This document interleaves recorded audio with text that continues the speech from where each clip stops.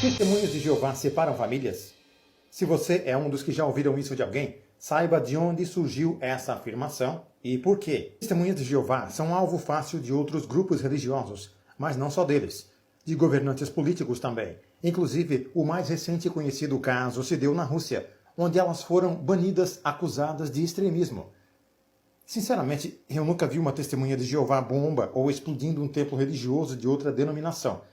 Elas não têm porte nem mesmo de bombinha de São João, quanto mais arma de fogo.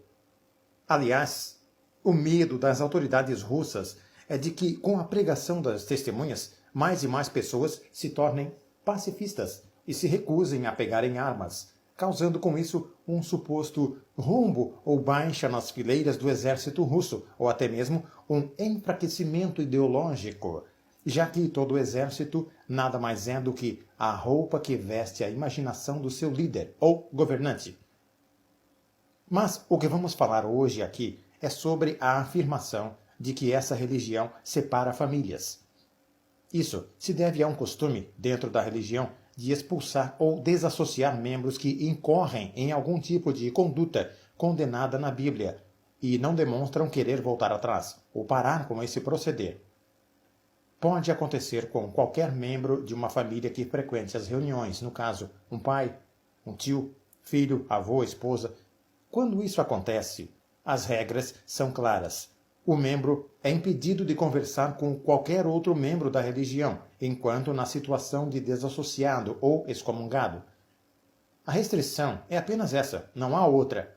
A pessoa pode entrar no local de reuniões, assisti-la e sair quando quiser. No caso de uma esposa que tem seu marido desassociado, ela não se divorcia do seu cônjuge, pois a Bíblia permite o divórcio apenas em casos de traição. Ambos, marido e mulher, continuam conversando normalmente, apenas não sobre assuntos que envolvam religião. No caso de filhos menores ou dependentes de seus pais, eles continuam convivendo normalmente uns com os outros, mesmo porque nem mesmo a lei de nenhum país permite a separação em tais casos. Me mostrem o caso de uma criança que ficou sem pai ou sem mãe porque um deles foi impedido de conviver com o pequeno por causa de sua expulsão. Não pode, não é? Essa história não é para baixinhos, é só para marmanjos, que sabem muito bem o que estão fazendo. Resumindo, pelo que me parece, tendo por base tudo o que já li e pesquisei, a polêmica toda concentra-se em algumas pessoas, barbadas, claramente maiores de idade, que foram temporariamente impedidas de conversar com seus familiares, pois é assim que a disciplina dessa religião funciona. Essas pessoas, elas insistem em não querer voltar a frequentar as reuniões a fim de serem aceitas novamente como membros, perpetuando assim uma situação bem complicada. Por outro lado, há a escolha dos parentes, que escolhem permanecer ativos na religião. Eu vou ser curto e grosso aqui para resumir. Nenhum desses que protesta com faixas na frente dos locais de reunião das testemunhas usa fraldas. Se nunca quiseram arcar com as consequências de uma expulsão, diga-se até temporária, por que se batizaram? Pelo que eu sei, apenas membros batizados podem enfrentar uma expulsão, se saírem da linha. E por sair da linha, eu me refiro a erros que são claramente condenados para um cristão. Adultério, a fornicação, que é ter relações sexuais com quem não se está casado. Há erros de critério, muitas vezes injustiça? Eu pergunto. Sim, como há também em qualquer tribunal desse mundo. No caso dessas expulsões, que eu saiba, ninguém é condenado ao ostracismo perpétuo, muito menos à morte, nem a ser apedrejado. Essas disciplinas duram de 6 meses a 1 ano, em média. O único objetivo é impedir a influência ou disseminação de ideias contrárias às regras da comunidade. Veja, até mesmo estados soberanos agem dessa maneira, a fim de impedir a contaminação ideológica de seus cidadãos, talvez por ideias dissidentes ou terroristas, extraditando indivíduos. Até mesmo governos excluem do convívio social qualquer pessoa que tenha uma conduta duvidosa que possa pôr em risco a integridade dos seus cidadãos. Você que me ouve, se o governo do seu país precisasse da sua casa para abrigar por uns 6 meses alguns detentos da penitenciária com você e sua família morando junto com eles, você consentiria, aceitaria isso? Acho que não. Mas nem mesmo a comunidade dos TJs age de forma tão radical. Seus membros desassociados, eu repito, temporariamente, têm toda a liberdade de sair e entrar de seus locais de reunião, desde que, é claro, não causem nenhuma desordem.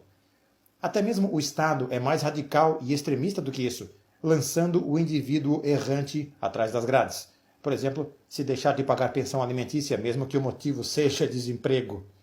As Testemunhas de Jeová são uma comunidade com seu próprio governo principal, apesar de obedecerem às leis do Estado politicamente estabelecido em que se encontram. Todo grupo de pessoas tem direito a isso, e até mesmo a morrer por isso. As testemunhas, no caso, vivem uma teocracia, por que não? Bilhões de pessoas em toda a Terra não escolhem a sua forma de governo? Ou estou errado? Se as testemunhas escolheram a Bíblia como a sua constituição primária, quem poderá condená-las por isso? Quem escolhe o seu Estado soberano não é um povo unido em uma mesma imaginação e pensamento? Eu chamaria isso de estado de consciência. Se eu, por exemplo, escolho ser regido por valores que na prática funcionam, que mal há nisso? Mas esse é um outro assunto. Por ora, há esses que dizem que as Testemunhas de Jeová separam famílias só porque impedem alguns membros desviados de conversar temporariamente com outros associados. Eu digo que vocês que criticam essa atitude delas, eu digo que vocês precisam imediatamente largar a mamadeira e evoluir. Até mesmo o Senhor, o Cristo, tinha o conceito mais evoluído sobre família consanguínea que poderia existir. E eu aconselho a vocês, bebês chorões de barba, a aprenderem com ele. Cristo nunca, jamais se apegou a laços de sangue. E ele sabia que sua família era a inteira raça humana, e não se limitava a 10 ou 15 pessoas de sua família imediata, nem mesmo a sua própria mãe. Como em certa ocasião em que vieram dar-lhe recado, dizendo que sua mãe e seus irmãos o estavam chamando lá fora, longe da multidão. Ele sequer se levantou e perguntou: "Quem é minha mãe e meus irmãos?" E apontando para as pessoas que ali estavam, ele completou: "Eis minha mãe e meus irmãos, pois todo aquele que faz a vontade de meu Pai que me enviou, esse é meu irmão, irmã e mãe." Então, façam o mesmo, queridos. Desapeguem. Cresçam, larguem as fraldas. Já que estão com o corpinho coberto de pelos, parem de procurar uma madeira. Assim como suas escolhas foram respeitadas, respeitem as dos outros, mesmo que sejam seus pais e parentes. Ninguém põe correntes nos pés da comunidade das testemunhas. Se seus pais quisessem escolher ficar com vocês, eles poderiam. Ninguém é ameaçado de morte por não querer ficar. E comunidades religiosas diferentes para eles mesmos se afiliarem, se escolhessem sair para fazer a vontade de vocês, não faltam por aí. Então, por que as grades autoimpostas? Os prisioneiros são vocês, não eles. Desapeguem. Se sentem abandonados, sendo solteiros, casem-se, formem famílias. Eu vou lhes mostrar quem realmente separa famílias. Quem sabe vocês possam fazer piquetes de protestos realmente úteis na frente das mansões desses figurões. Veja aí. Quem é mesmo que separa famílias, hein? Ah, olha só. Será que aqui tem dedo das Testemunhas de Jeová? Eu garanto que essa pequena aqui não vai ver seu papai tão cedo, hein? Se ela estivesse com seu pai nas reuniões e ele fosse expulso, por ela ser menor de idade, ela ainda assim estaria com seu papai. Então, seus chorões de barba, quem é que separa famílias? Quem sabe, podemos falar também das creches do Estado, onde uma esperta articulação foi feita para colocar papai e mamãe trabalhando fora 80% do seu tempo, deixando assim bebês de colo e crianças completamente entregues à doutrinação do Estado, muitas vezes negligenciados e mal cuidados, em muitos casos o dia inteiro, 5 dias da semana. Por que vocês não fazem protestos contra isso? Então, é isso, bebês chorões. Se quiserem fazer protesto contra indivíduos ou organizações que separam famílias, eu posso enviar uma lista para vocês. Se vocês querem realmente mudar o mundo, deixem essas pessoas em paz. Se vocês, que se opõem a elas, acham que o seu estilo de vida, o estilo de vocês, é o ideal, expliquem aos outros como viver igual a vocês, mas não no sentido de ficar repetindo que todos devem sair da comunidade das Testemunhas de Jeová e blá blá blá. Eu quero ver algo positivo.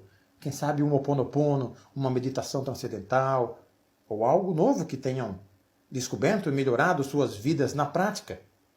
Se vocês acusam tanto as testemunhas de serem legalistas e restritivas, mostrem o lado não restritivo de vocês e façam algo positivo.